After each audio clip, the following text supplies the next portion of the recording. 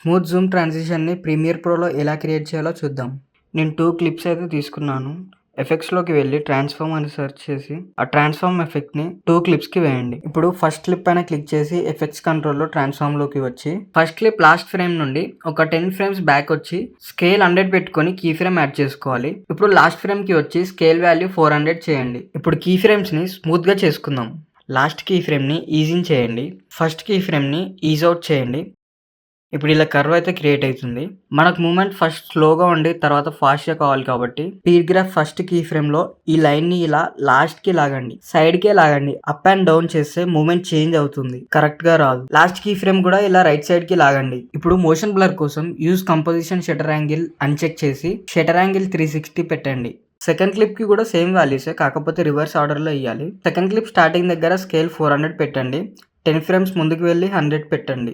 Second key ఫ్రేమ్‌ని is in చేయండి. First key ఫ్రేమ్‌ని is out చేయండి. Speed గ్రాఫ్‌ని ఇలా అడ్జస్ట్ చేసుకోండి. ఇక్కడ యూజ్ కంపోజిషన్ షట్టర్ యాంగిల్‌ని అన్‌చెక్ చేసి షట్టర్ యాంగిల్ 360 పెట్టండి. ఇప్పుడు జూమ్ ట్రాన్సిషన్ అయితే క్రియేట్ అయిపోతుంది.